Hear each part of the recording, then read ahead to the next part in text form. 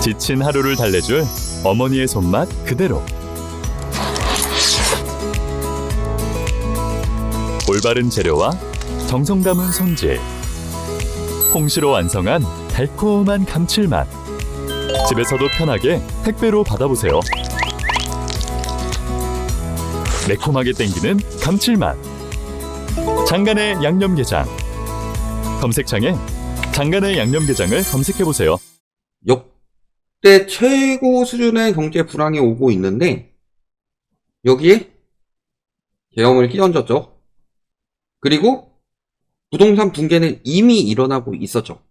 이미 9월부터 시장 붕괴는 일어나고 있었고, 그런 상황에서 지수가 계속 상승으로 나타나다가 이번에 하락으로 나오니까 의견이 갈립니다. 집값 떨어지는 건 계엄 때문이다. 혹은 계엄 때문에 집값 올라간다. 오히려 이런 이야기도 나오고 있고, 핵심적으로 자꾸 계엄 하는데, 물론 계엄의 여파가 굉장히 큽니다. 이것은 불황을 더욱 확산시키는 굉장히 커다란 위험이 된 거고, 그것보다 더 큰 위험들도 많이 남아있죠. 그런 부분에 대해서 부동산 시장 우선적으로 보고 경제시장 전반적으로 보는 이런 시간을 좀 갖도록 하겠습니다. 자, 서울 대장주 아파트도 이제 수없이 꺾이고 있습니다. 그래서 하락 랠리 가능성에 대해서 이야기가 나오고 있고, 이미 서울 매매수급 지수는 100 밑으로 떨어지면서 지속 하락하고 있고, 강동구 아파트 가격이 하락 전환하기 시작했죠. 실거래 가격 지수는 이미 9월부터 떨어졌어요. 신고 기한 30일이죠. 그런데 12월이 돼서야 하락이 나왔다는 것은 문제가 있죠. 여기에 대해서 집값 떨어지는 이유는 이제 계엄 때문이다. 아주 좋은 핑계가 나왔습니다. 계엄 아니었으면 집값 안 떨어졌는데, 집값 계속 올라갔는데. 근데 계엄은 그렇게 오래 가진 않을 거고. 이런 식으로 이야기하는 사람들이 있고요. 안정세를 보였지만 정치적 혼란으로 급격히 냉각됐다. 아니죠. 이미 냉각되고 있는 상황에서 정치적 혼란을 끼얹은 거죠. 그리고 계엄 언제 발표했어요? 12월 3일이죠. 12월 3일에 발표된 게 12월 9일에 데이터가 나올까요? 말씀드렸지만 신고일 30일이에요. 12월 5일에 계약했는데 1월 4일에 신고할 수도 있습니다. 계엄 때문인지 아닌지 그때쯤 되면 후지부지 되죠. 그러니까 한 달 정도는 뒤에 봐야 된다. 그러니까 집값은 계엄 때문에 무너진 게 아니라 무너지고 있는 집값에다가 계엄이 뭘 끼얹었을지 이런 걸 봐야 되죠. 그 다음에 반대로 계엄 탄핵으로 집값 폭락할 일 없다. 일시 조정이고 장기적 추세 변화 없다 하면서 오히려 하는 이야기가, 비상 계엄 사태로 정치권이 혼란해지면서 수도권 주택 공급 불안 문제가 심화되며 그놈의 공급 부족 이야기를 또 한다. 시국이 혼란해도 부동산 시장은 수익성에 따라 움직이기 때문에 자금 마련이 가능해 집을 살 사람은 다 사고 재건축 사업 추진도 속도가 붙을 것이며 양극화가 심해질 것이다. 되게 웃기는 이야기죠. 저 양극화라는 말만큼 웃긴 게 없어요. 양극화가 심해졌다는 게 경제의 말로예요. 그 다음에 양극화 심해진 다음에 항상 일어났던 게 자산 재분배였고. 왜 그렇게 될 수밖에 없냐? 결국에는 부자들은요, 사업을 해서 돈을 번다? 일반 서민들이 소비가 잘 돼야지 부자가 더 부자가 될 수 있는 겁니다. 그 다음에 재테크를 해가지고 양극화가 계속 심화된다? 그것도 안 돼요. 왜? 양극화가 심해지면 질수록 내 걸 사줄 수요가 없어지거든. 수요가 부족해지는데. 그래서 부동산 시장은 피라미드 구조로 많이 설명을 드렸죠. 피라미드 구조가 굉장히 안정적으로 돌아갈 수 있을 때나 점진적 상승이 되는 거고, 그 피라미드 구조가 깨졌을 때는 똑같죠? 예를 들어서요, 게임 업계에서도요, 그냥 사람들이 계속 잘 들어와요. 뉴비도 좀만 노력하면은 어느 정도 성과를 낼 수 있는 게임이야. 사람들이 꾸준히 유입이 되죠. 근데 뉴비 유입이 안 되는 게임들은 어떻게 돼요? 뿌리죠. 혜택 주죠. 중국산 게임들 맨날 광고 뜨는 거 보면은, 아, 여기는 천뽑기를 막 서비스로 준다고요? 막 이런 이야기들 계속 나오잖아요. 그래서 뉴비 유입되죠. 그러면 그 게임이 오래 갈 수 있냐? 못 가죠. 우리나라 사정도 똑같아요. 아유, 지금 1주택으로 유입이 되시면요, 디딤돌도 해주고요. 애 낳으면은 신생아특례도 해주고요. 지금 집 사시면 혜택이 쏟아집니다. 다를 바가 뭐가 있어요? 그렇게 혜택을 뿌리지 않으면 뉴비가 유입될 수 없는 이미 고여버린 시장이죠. 고여버린 게임이 망하듯이 고여버린 시장은 망한다. 양극화가 지속되고 양극화가 계속 심화된다는 건요, 경제에 대해서 기억자도 모르는 사람들이 하는 이야기예요. 경제에 대해서 기억자라도 알았으면요, 양극화가 된다는 거는 중간이 없고 위아래로 한다는 건데, 결국에는 이 위에 걸 사주기 위해서는 중간층들이 탄탄해야지 위에 것도 가격이 올라가는 거다. 그렇죠. 그러니까 지금 새 게임하러 떠나고 싶은데 로그아웃이 안 되죠. 그러면은 전원 버튼을 꾹 누르라고 했죠. 경제적인 대대적인 리셋이 필요한 시점이다. 그거를 계엄 때문에 집값 더 올라간다. 진짜 공급 부족, 공급론자들은요, 진짜 왜 수요를 생각을 안 해요? 왜 항상 공급 부족이라고 이야기해요? 신축 아파트가 나오는 것은요, 기존 지어진 집에서 공급은 계속 추가가 되는 건데, 지금 공급 부족이라고 말하는 사람은요, 그럼 2008년에는 공급 부족인데 집값 왜 떨어졌어요? 아, 그땐 경제 위기로 떨어졌어요. 지금이 2008년보다 경제가 좋아요? 안 좋아요? 그런데 2021년에 이야기한 거 보면 뭐라고 그래요? 일반적으로 인플레이션이 오면 부동산 가격이 오른다. 다 들렸죠? 2022년 대폭락 왔죠? 개소리라는 게 증명이 됐어요. 일반적으로. 왜 일반적이지 않았냐? 집값의 거품이 심하니까. 그러면서 금리가 올랐다고 집값 빠진 경우 거의 없었고, 금융위기 터져서 가격이 떨어졌다. 20년에도 IMF나 금융위기 때나 떨어졌지 집값 안 떨어진다. 근데 지금 경제위기인데 왜 집값 올라간다는 소리를 계속 짓거리고들 계시냐.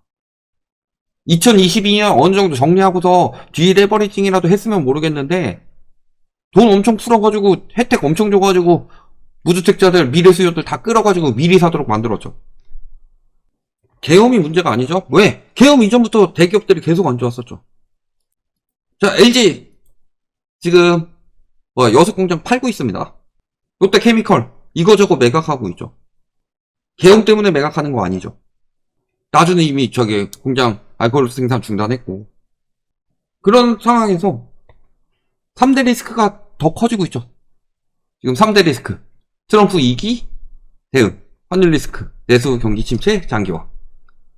그래서 요것에 대해서 4대 그룹 총수와 윤석열 대통령의 회동이 예정이 되어 있었으나 3일 계엄 사태로 결국 회동은 무산됐다. 그리고 계엄 때문에 원달러 환율이 급등해가지고 오늘 30원 또 넘어갔죠. 제가 봤을 때 지금 대응은 계속 하고 있어요.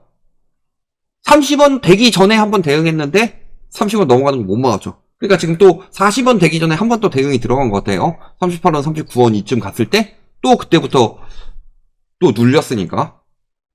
그러면 국가가 가진 보유 달러만 줄어드는 거지 이 환율 상승을 막을 수가 있어요?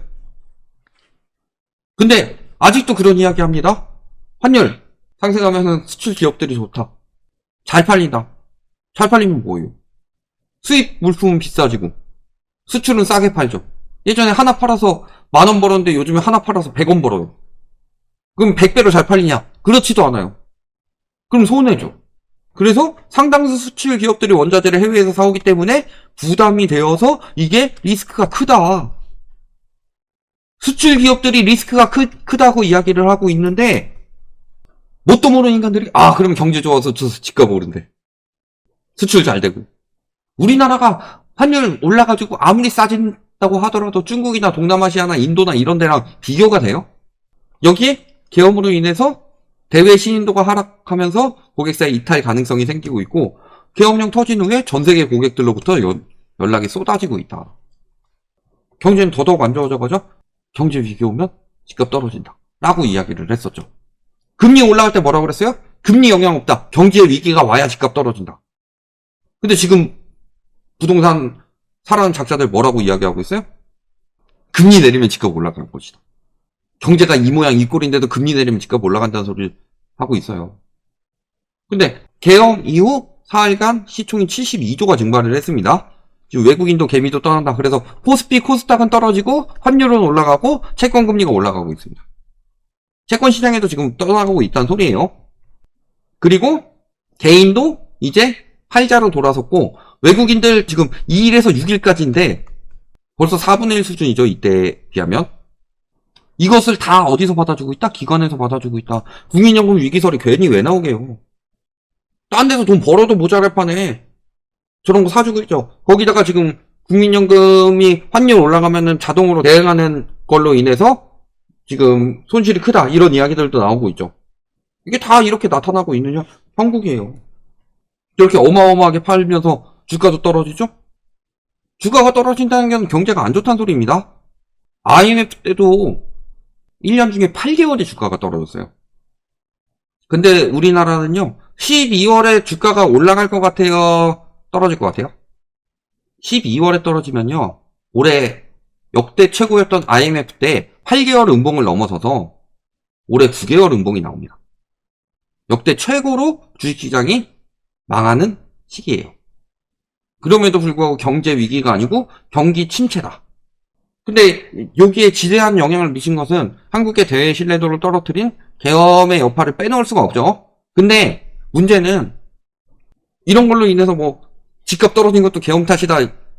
좀 오버고 그 이전부터 이미 떨어지고 있었고, 문제는 우리 이창용 총재님께서 뭐라고 하셨냐? 계엄 사태로 인해서 지금 주가가 72조가 빠졌고 환율이 지금 30원 가까이 올랐고 기업들 일정 막 줄줄이 취소되고 문제 생기고, 그런데 계엄 사태보다 더 위험한 게 온다는 소리죠. 계엄은 일시적인 충격인데 트럼프 관세는 이제 일시적인 충격이 아닐 것이다. 더 큰 위험이 오고 있다는 소리예요. 지금 계엄 정도의 위험으로도 우리가 지금 한 주도 안 지났는데 굉장히 체감하고 있는 게 많죠. 근데 그건 위험도 아니란 소리예요. 오래가지 않고 비교적 조용했다. 이 정도가 비교적 조용한 편입니다. 그거보다 더 큰 하향 조정 요인이 트럼프 관세, 그 다음에 중국 성장. 중국은 한번 디레버리징을 했기 때문에요, 우리나라보다 빨리 살아날 수 있습니다. 그래서 내일은, 모레는, 글피는 오늘보다 경제가 더 안 좋아질 상황이다. 근본적인 부분이 해결되고 있지 않기 때문에. 그렇다는 것은, 자, IMF 때는 집값이 폭락했지만 금방 회복할 수 있었던 이유는 집값 거품이 심하지 않았기 때문입니다. 글로벌 금융위기 때 장기간 폭락한 이유는 집값 거품이 심했기 때문이고요. 그러면 집값 거품도 심한데 IMF급 경제 위기가 오면요, IMF급으로 장기간 폭락하지 않겠냐? 왜 예전에 경제 안 좋으면은 집값 떨어진다는 인간들이 이제 와서 금리 이야기를 하면서 금리만 내려가면 집값 올라간다고 하고, 예전에도 없던 공급 부족 이야기를 요즘에는 왜 이렇게 그냥 무슨 무적의 논리라도 되는 듯이 이야기를 하냐. 이런 부분을 생각해 보시면요, 앞으로 시장이 답이 다 나옵니다. 여기까지 말씀드리겠습니다.